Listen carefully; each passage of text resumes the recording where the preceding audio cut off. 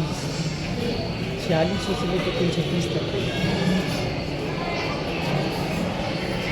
अच्छा रहता है।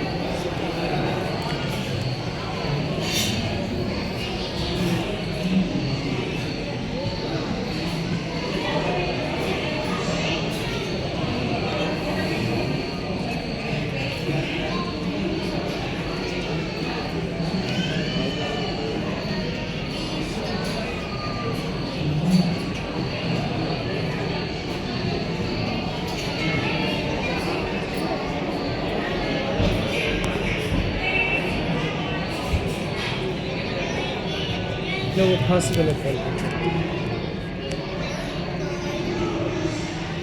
जीवन की महायात्रा में स्वागत है। यात्रा जिसे शुरू हुए 3.5 अरब साल हो गए। मैं चार्ल्स डार्विन आपको ले चलूंगा प्राचीन युगों के रोचक सफर पर। आइए जान लेते हैं आदिम धरती को, इसके विविध जीवन रूपों पर। फिर चलेंगे प्रीकैम्ब्रियन और ऑर्डोविशियन युग में।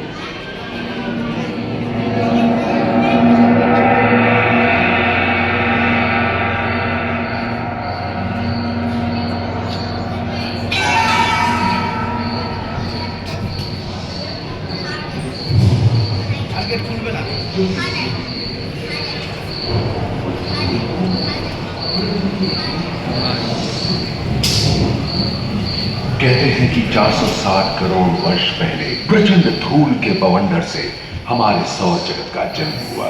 धीरे धीरे पृथ्वी शीतल होने लगी, बहुत सारे गैस बाहर निकलने लगे और पृथ्वी के चारों ओर वायुमंडल के रूप में छा गए।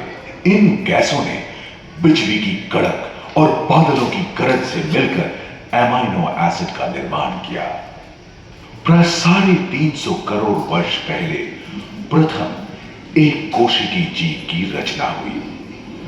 लगभग 280 करोड़ वर्ष पहले स्टोमैटोलाइट ने प्रकाश संश्लेषण के द्वारा वायुमंडल में ऑक्सीजन को मुक्त किया। वायुमंडल में ऑक्सीजन के स्तर में निरंतर वृद्धि से 120 करोड़ वर्ष पहले एक से अधिक न्यूक्लियस वाले बहुकोशिकी जीव का जन्म हुआ।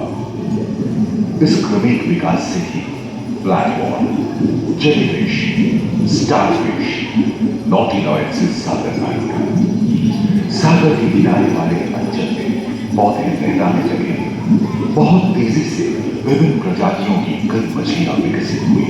यहाँ जो विशाल मछली दिख रही है उसका नाम है डार्वियोस्टस।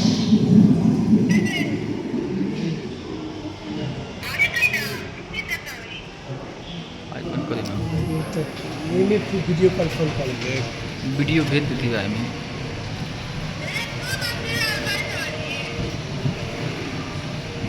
क्यों देखते भाई कहाँ आ गई है गुफा में। लगभग 35 करोड़ वर्ष पहले धरती पर पेड़ पौधों का जन्म हुआ, जो बढ़ते गए और घने जंगलों में बदल गए। घोड़े, मकड़े, आदि पंखहीन पतंग एवं एक प्यूस्टेगा जैसे उभयचर प्राणियों का आविर्भाव हुआ। सरीसृप जैसे स्तनपायी डायमेट्रोडोन प्रकट हुए, जिसकी पीठ पर नौका के पाल की तरह एक अंग था जो ताप को नियंत्रित रखने में मदद करता है। सरीसृप की तरह ही एक अन्य स्तनपायी प्राणी साइनोनेथस इन दिनों काफी प्रभावशाली हो गया। बोला इसकी विशेषता कुत्ते से बहुत मिलती थी।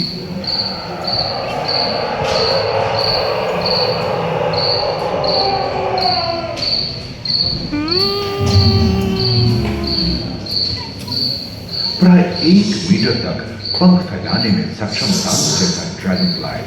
साथ ही दिल चिट्टे, बीटल एवं बिच्छू पृथ्वी के चारों ओर फैल गए थे। धरती में पाए जाने वाले अधिकांश कोयले ही कार्बोनिफेरस युग के मृत पौधे से उत्पन्न हुए थे, जो कि धरती के अंदर दब गए थे। उन दिनों पृथ्वी के 1/3 हिस्से में एकमात्र महादेश था जिसे पैनोशिया कहा जाता था। जलवायु गर्म रहती थी।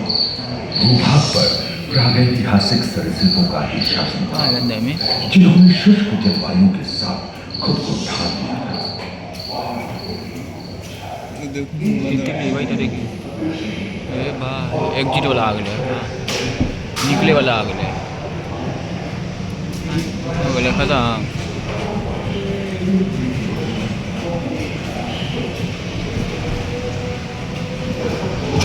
अरे भैया अस्सलाम वालेकुम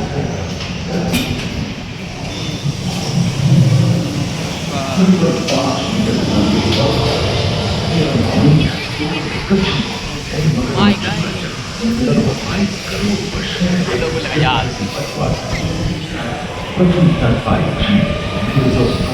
उबे भैया बहुत ज़्यादा ठंडा लगो यार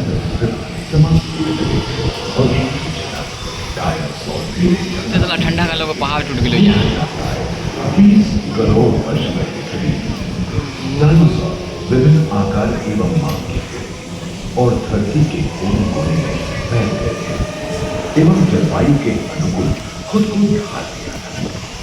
इनमें से कुछ लोग लेकिन हल्के फुल्के थे और कुछ 15 पूर्ण वयस्क हाथियों जितने भारी थे।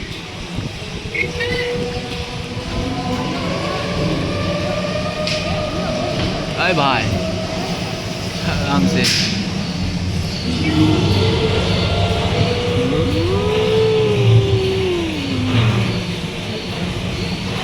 ये क्या है कुछ 4 पैरों से चलते थे तो सियालोफाइसिस 2 पैर वाले डायनासोर थे। कहाँ है ये कुछ ही नहीं ब्रेचियोसॉरस की लंबाई तो प्राय 23 चक्का। मीटर थी, जो कि एक टेनिस कोर्ट की लंबाई जितनी थी, और इनका वजन 75 टन था। सदस्य आकाश और सागर में भी छा गए थे। प्लियोसॉरस समुद्र में रहते थे। सबसे प्राचीन उड़न सरीसृप यूडीमोर्फोडोन हवा में उड़ते थे। इसी दिन प्रथम पक्षी आर्कियोप्टेरॉप्स का उदय हुआ। आए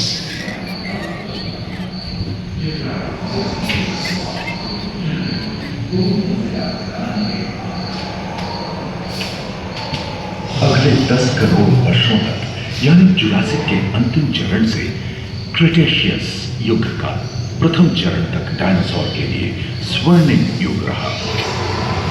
जलवायु में नमी की मौजूदगी से पृथ्वी पेड़ पौधों से भर उठी थी। देखो ये एकदम खतरनाक ग्रीन टी में अरे भैया आज बेल्जियम अल्लाह ठंडे होने के कारण भारत एशिया की ओर खिसकने लगा था। महादेशी प्लेटों में हलचल होने से ज्वालामुखी ब्लॉग में से कहा है इसके फलस्वरूप आए भूकंप से विभिन्न भौगोलिक आकार एवं आकृतियां निर्मित हुई। स्पाइनोसॉरस की पीठ पर नौका के पाल की तरह एक अंग हुआ करता था, जिससे वो अपने शरीर के ताप को नियंत्रित करता था। ऐसे जब कस के लगे दांत में लग दिया डायनासोर तो ओलंपिक के तेज धावकों की तरह दौड़ सकते थे। पैरासाउरोलॉपस और कोलिथोसॉरस के सिर पर गर्मी होती थी। करीबन 5 मीटर लंबे पंख वाले टेरोनोडोन उड़ने सुनने में विचित्र लगे, पर अधिकांश डायनासोर जैसे कि ट्राइसेराटोप्स और एंटिलोसॉरस शाकाहारी थे। लोरेसिया और गोंडवाना नाम के 2 भूखंड महादेश में रूपांतरित एवं समुद्री जल के कठोर आवरण से रॉकीज एवं अन्य पर्वत श्रेणियां निर्मित हुई।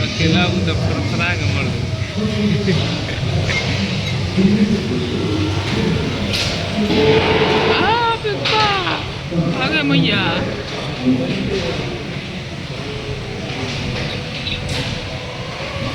रियल में वो तो बंदर छोड़ दो। बाप रे अरे भैया ये कहाँ अगली वे भूमध्य रेखा के पास आबुआ में उष्णता बनी रही, 65 परंतु नदियां सूखने लगी थी एवं जंगल कम होने लगे थे।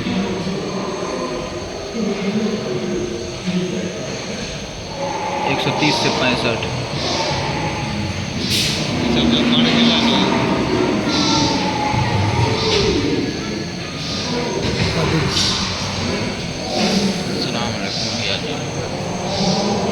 एकांत महादेश में जीव जंतुओं का विकास स्वतंत्र रूप से शुरू हुआ। सबसे पहले पुष्प वाले पौधे धरती पर विकसित हुए एवं परागण के लिए कीट पतंगों के साथ संपर्क स्थापित हुआ। वे तेजी से धरती पर बढ़ने लगे। इसी समय पहली बार धरती पर सांपों का जन्म हुआ। डायनासोर में सबसे भयंकर था टिरानोसॉरस रेक्स। भूस्थल पर इसका ही राज चलता था। यह प्राय 12 मीटर लंबा यानी 2 मंजिला मकान के आकार का था।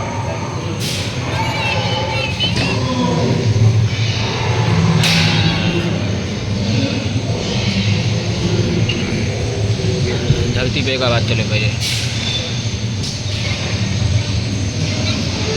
इनके हमले से बचने के लिए शाकाहारी एंकिलोसॉरस अपनी पूंछ के गुदगद का इस्तेमाल करते हैं।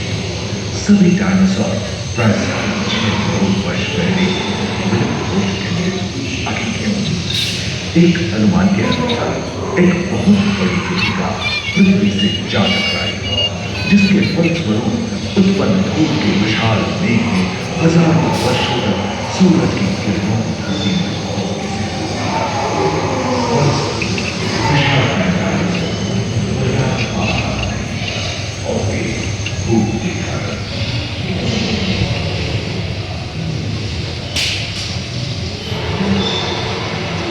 बंद हाथी 65 से 20।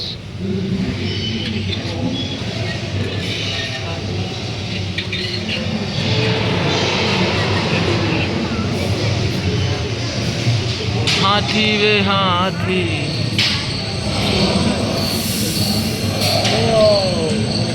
सच्चू का में 2-3 गो हाथी रख दे। को छोड़ो नहीं, सबको उठा उठा के लीजिए। डायनासोर के विलुप्त होने के बाद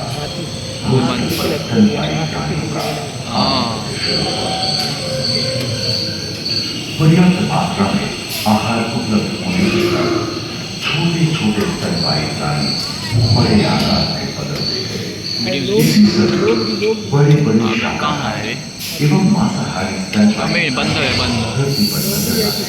बंदर है। विश्व के कई हिस्से जंगल से हरे भरे हो गए। बाप रे बाप, ठंडा लोग यहाँ हाथी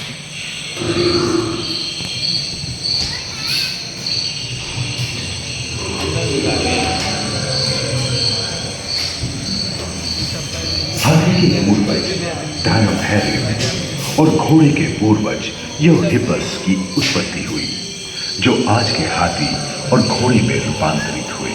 लेमूर, टर्सियर जैसे प्राइमेट भी इसी युग में पैदा हुए।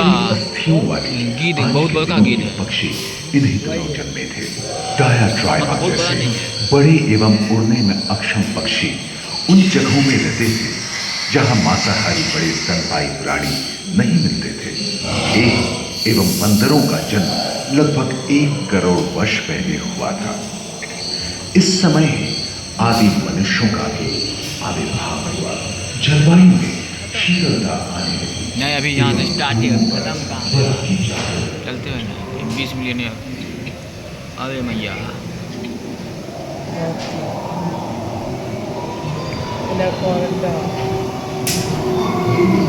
गेंडा था। सलाम अलैकुम। पृथ्वी के लंबे इतिहास में झांके तो ऐसे कई मौके रहे हैं जब उत्तरी गोलार्ध के अधिकांश हिस्से बर्फ की चादरों से ढक गए थे, जो आइस एज के नाम से जाना जाता है।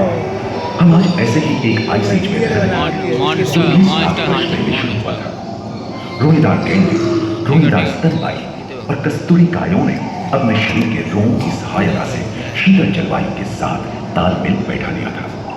पुष्ट गुंबद आकार के गोलनुमा ग्लाइकोडोडॉन जैसे विशाल आर्madillo भी उन दिनों मौजूद थे। सिल्वर टूथ वाले बाघ और विशाल सिंह वाले तीर जंगल में शान से विचरण करते थे। संभवतः सामने के दांत से मांस को चीरने फाड़ने में हुई अड़चन के कारण यह समय के साथ विलुप्त हो गए। वहीं दानव आकार के हिरण हिंसक जानवरों से बचने के लिए तेजी से नहीं भाग सकते थे, फलस्वरूप वे ही ओझल हो गए। इस समय से ही आधुनिक मानव का क्रमिक विकास शुरू हुआ और विशालकाय स्तनपायी प्राणी धीरे धीरे विलुप्त होने लगी।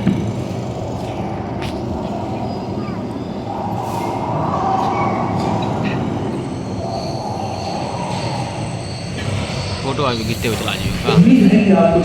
जे पसंद है फोटो खींचते हुए, वीडियो ही बनता है फोटो। अब वो मानव की यात्रा और विज्ञान और तकनीक तथा अत्याधुनिक तकनीक की भारतीय विरासत का ही उसी और पहले